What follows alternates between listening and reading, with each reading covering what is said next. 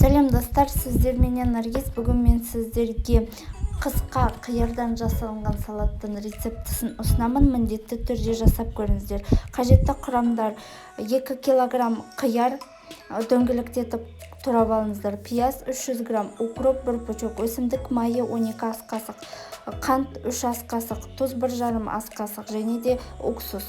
Үлкен ыдысымызға қиярымызды, пиязымызды, қант, тұз, өсімдік майын және де сірке суын, укропты қосамыз бәрін бірге. Және де осылай барлығын араластырамыз.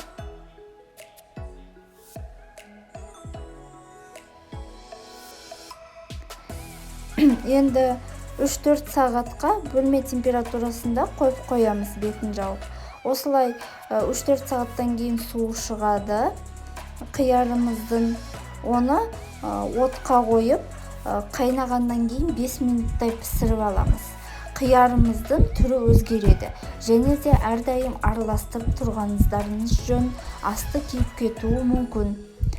Осылай жақсылап араластырып тұрыңыздар әрдайым. Осылай қатты қайнай бастағаннан кейін уже 5 минут қайнатасыздар. Осылай дайын болды. Оттан түсіріп аласыздар. Тағы да бір рет көрсетіп жіберейін. Тағы да суы шықты. Енді стерилизовать еткен банкаларымызға тығыздап, жақсылап қиярымызды саламыз. Және де суын құйып шығыңыздар.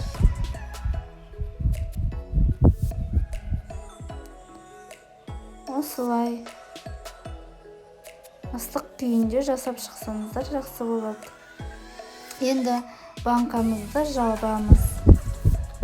Видеодағыдай көрсетілгендей жасап шығасыздар. Енді орамалменен жауып шығамыз. Бір күнге қалдырып қоямыз. Астарыңыз дәмді болсын. Сіздер менен болған Наргиз. Менің YouTube каналыма тіркелуді ұмытпаңыздар. Және де лайк, коммент қалдыруды ұмытпаңыздар. Қош сау болыңыздар.